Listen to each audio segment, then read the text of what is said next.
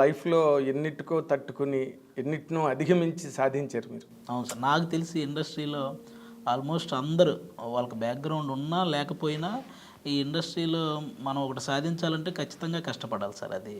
అది తమ్ముళ్ళే, ఎవరికి వడ్డించిన విస్తరు కాదు. అవును సార్. అవును. పెద్ద పెద్ద కుటుంబాల్లో పుట్టిన వాళ్ళు కూడా, అవును సార్, వాళ్ళు కూడా చాలా కష్టపడి ఇప్పుడు ఇప్పుడు రామ్ చరణ్ కానీ, అల్లు అర్జున్ కానీ, మహేష్ బాబు కానీ, వీళ్ళందరూ జూనియర్ ఎన్టీఆర్ సూపర్ టాలెంట్ ఉంటే గానీ ఎంకరేజ్ చేయరు సార్. ఎంకరేజ్ చేయరు కాదు, అసలు మీరు వెలుగులోకి రావడమే కష్టం. అవును సార్. అవును. ఎక్కడో మీద ఒక స్పార్క్ ఎగరగానే అందరి దృష్టిలోని పడుతుంది అది. అంతే సార్. ఎవరు వచ్చినా అలాగొచ్చిన వాళ్ళే. ఏదైనా ప్రయత్నంగా వెనకాతల బ్యాక్గ్రౌండ్ నుండి ముందుకు తోసి నడిపించి పరిగెత్తించినా కూడా ఆ పరుగు ఎక్కడో ఒకటి ఆగిపోతుంది. అవును సార్. ప్రతిభ లేకపోతే, ప్రతిభ లేని పరుగు కొనసాగదు. అవును సార్. అది అంచేత మీరు మీ ఇంటర్వ్యూస్ కేస్ స్టడీ కావాలి పబ్లిక్కి. నువ్వు జనరల్గా బీటెక్ చదువుకున్నావు. అవును సార్. బీటెక్ చదవడమే కష్టం. బీటెక్ చదివావు, బీటెక్ చదివిన తర్వాత మళ్ళీ ఈ రంగంలోకి వచ్చావు. అసలు వాట్ ఫోర్స్డ్ యూ? అంటే ఇప్పుడు ఏదో ఒక ఇన్స్పిరేషను, ఏదో ఒక దురదో. అంతే సార్. ఈ కాలేజీలో ఉన్నప్పుడు ఏదైనా ఫెస్ట్ అలాంటివి జరిగినప్పుడు ఆ చిన్న చిన్న పైకి వెళ్ళి చిన్న చిన్న మిమిక్రీలు చేయడం, క్లాస్లో కూడా మనం వెనక కూర్చొని లెక్చరర్స్ లెసన్స్ చెప్తున్నప్పుడు మనం వెనక నుంచి కౌంటర్లు వేయటం, దానికి అందరూ నవ్వడం, ఇవి జనరల్గా జరిగేవి సార్. నా స్కూల్ స్టేజ్ నుంచి ఆ క్లాసులో నేను బాగా చదవటంతో పాటు ఈ కామెడీ కూడా ఎక్కువ బాగా చేసేవాడిని సార్. అంటే క్లాసులో కౌంటర్స్ వేయటం, అందరూ ఎంజాయ్ చేయటం, అవి బాగా నాకు స్కూల్ స్టేజ్ నుంచే ఉంది సార్ అది. అది కాలేజీకి వచ్చేసరికి ఇంకొంచెం బాగా డెవలప్ అయింది. నేను లెసన్ వింటూనే ఇక్కడ ఏమనొచ్చు అనేది నేను ఆలోచించేవాడిని. అందరు నవ్వడానికి ఇక్కడ ఏమనొచ్చు అనేది కూడా థింక్ చేస్తూ ఉండేవాడిని. అలా వచ్చిందే సార్. నాకు కొంత రైటింగ్ అనేది కూడా ఎక్కడో ఇన్బుల్ట్ అది ఉంది. అప్పంతా క్లియర్ చేసిన తర్వాత ఈ వెళ్ళి జాబ్ చేస్తుంటే నాకు ఒక చోట అలాగే కూర్చొని చేసే జాబ్ ఎందుకు నాకు ఎక్కలేదు. మనం అటు ఇటు తిరుగుతూ ఉంటాం, ఏదో ఒకటి చేస్తూ ఉంటాం. ఇదేంటి సైలెంట్గా వచ్చి మన పని ఇట్లా చేసుకుంటూ ఎవరితో మాట్లాడకుండా ఏంటిది అన్నట్లు లోపల నాది ఒప్పుకోవట్లేదు సార్. అందుకని మీ చిన్నగా ఈ సాటర్డే సండే హాలిడే ఉంటుంది కదా సార్, సాఫ్ట్వేర్కి మేము ఈ కృష్ణకాంత్ పార్క్కి వెళ్ళి ఫోన్లో చిన్న చిన్న షార్ట్ ఫిల్మ్స్ చేసేవాళ్ళం సార్. షార్ట్ ఫిల్మ్స్ మీన్స్ ఆ ఫోన్లోనే ఎంతవరకు వస్తే అంతవరకు తీసి దాన్ని యూట్యూబ్లో పెట్టేయడం సార్.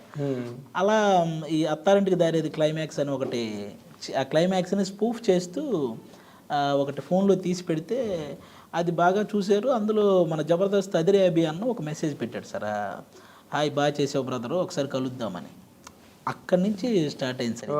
అత్తారింటికి దారేది క్లైమాక్స్ అంటే మేము ఉన్నామని నమ్ము అదేనా? అది నాకు బాగా నచ్చిన సీన్ సార్. పవన్ కళ్యాణ్ గారిది చాలా సంవత్సరాల తర్వాత మళ్ళీ అంత ఎమోషన్, మనకు అప్పట్లో సుస్వాగతం క్లైమాక్స్, ఆయన ఎమోషన్ పండించిన విధానం చాలా బాగుంటది. ఆ తర్వాత మళ్ళీ ఆ range emotion పండించింది Attarintiki Daredi climax చాలా బాగుంటుంది సార్. అది పదే పదే చూసి దాన్ని ఏదో చేయాలి అని అది బాగా గుర్తుండిపోయే, దాన్ని ఏదో చెయ్యాలని అక్కడ అలా స్పూఫ్ చేయడం జరిగింది సార్. కానీ నేను ఒక మాట అడుగుతాను ఇక్కడ, అంత ఇమోషనల్ క్లైమాక్స్ని స్పూఫ్ చేయాలని అసలు ఎందుకు వచ్చింది ఐడియా? ఎక్కువ సార్లు చూసేసాను సార్. అది ఎక్కువ సార్లు చూసేసిన తర్వాత ఆ డైలాగ్స్ బై హార్ట్ అంటే ఇంక అట్లా బాగా గుర్తుండిపోయినాయి. వీటిని ఏదన్నా చూసినా దీన్ని ఇందులోకి మార్చాలి అన్న సెన్స్ నాకు కనపడేది సార్. అదొకటి. త్రివిక్రమ్ గారు సిరివెన్నెల గారి గురించి మాట్లాడింది నాకు బాగా నచ్చిన స్పీచ్ సార్. అది సిరివెన్నెల సీతారామ శాస్త్రి గారి గురించి త్రివిక్రమ్ గారు. నాకు ఈ అత్తారింటికి దారే సినిమా, ఆ స్పీచ్, ఇవి నా ల్యాప్టాప్లో ఉండేవి సార్. ఇవి నా ల్యాప్టాప్లో నేను ఎక్కువ సార్లు చూశాను. అబ్బాయి ఆయన ఎలా మాట్లాడాడు ఎంత బాగా అని చెప్పి ఆయన స్పీచ్. అబ్బా చాలా రోజుల తర్వాత కళ్యాణ్ గారు ఎంత బాగా చేశారు క్లైమాక్స్ అని, ఈ సీను, ఇవి నేను పదే పదే పదే పదే చూసి అవి రెండు నా నోట్కి వచ్చేసినాయి సార్. ఏదో చెప్పు డైలాగ్. త్రివిక్రమ్ గారిది అయితే Pawan Kalyan dialogue, climax dialogue చెప్పు. అదే సార్. అది జనరల్గా నేను చాలా లెంగ్త్ ఉంటుంది సార్. నేను మార్చిన డైలాగ్ గుర్తొస్తుంది, అది చెప్తే బాగోదు. నేను యాక్చువల్గా మార్చిన డైలాగ్ ఉంటుంది కదా సార్, అది గుర్తొస్తుంది.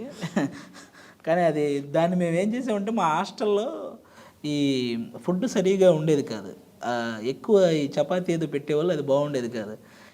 దీని మీదే చేయాలరా అని చెప్పి అప్పుడు ఆ చపాతీకి రిలేటెడ్ మార్చి ఎలాగే ఇప్పటికీ ఒక చపాతీ తింటున్నాం అని స్టైల్, ఇప్పటికీ తినేటప్పుడు ఆ చపాతీలో ఒక ముక్క అని టైప్ దాన్ని అంతా మార్చి అలాగే ఉంచుతున్నాం అత్తయ్య అని దాన్ని ఇలా మార్చి చేయడం జరిగిందనమాట.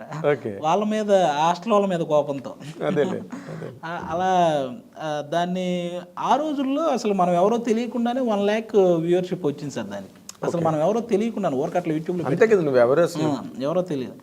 అట్లా ఈ జబర్దస్త్ అభి అన్న పరిచయం అవడం, అలా వాళ్ళ చిన్నగా దూరి అంటే చిన్నగా దూడడం ఉండదు కదా. అయ్యో. ఇక్కడ ఉద్యోగం యువతలే. అవును సార్, అది వదిలేశాను. బానిసేవా? అది కంప్లీట్గా మానేసాను సార్. ఇంకా నాకు ఇలా రెండిటి మీద నడిస్తే అవ్వదని అర్థమైంది సార్ నాకు. అసలు అప్పుడు ఆ టైంలో 2 స్టేజెస్.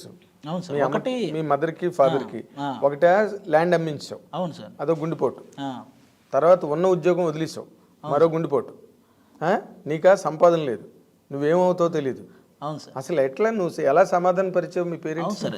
ఇక్కడ అదే చాలా పెద్ద ప్రాబ్లం వచ్చింది సార్. నేను వెళ్ళి అక్కడ వాళ్ళ దగ్గరికి వెళ్ళి అక్కడేమో ఆల్రెడీ ఫిక్స్ అయిపోయిన టీం లీడర్లు, టీం మెంబర్స్, అన్నపూర్ణ స్టూడియోలో కొన్ని 100 మంది ఆల్రెడీ అవకాశాల కోసం తిరుగుతున్న వాళ్ళు, వీళ్ళందరి మధ్యలో అసలు మనం నెట్టుకు రాగలమా అన్న ఇది కూడా వచ్చింది సార్. కానీ వన్స్ ఇంకా అది వదిలేసాము అన్న ఫిక్స్ అయిన తర్వాత మైండ్ ఇంకా ఎలాగైనా ఇందులోనే సక్సెస్ అవ్వాలని తెగ తిరిగేవాడిని సార్. చాలా రోజులు తిరిగాను.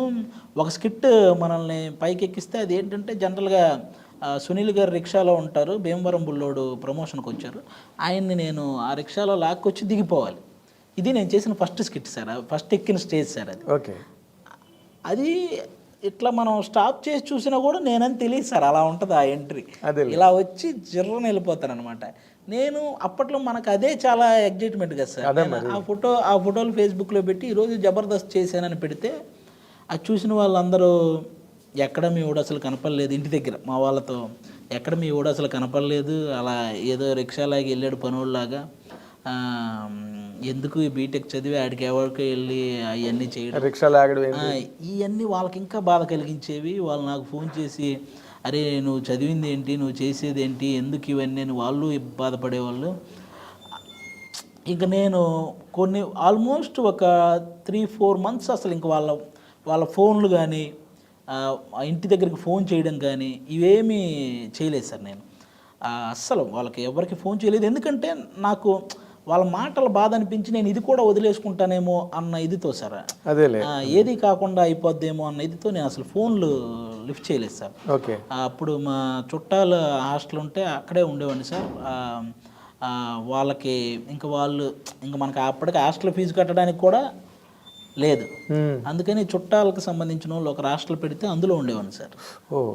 అది కూడా ఒక లేడీస్ హాస్టల్ సార్. అది ఆ లేడీస్ హాస్టల్లో కింద రూమ్ ఒకటి ఖాళీగా ఉంటే అది నాకు ఇంక వాళ్ళ చుట్టాలు కింద రూమ్ ఒకటి ఖాళీగా ఉంటే కొన్ని రోజులు ఇంక అక్కడే ఉండాల్సి వచ్చింది సార్. నాకు ఇక తప్పని పరిస్థితి.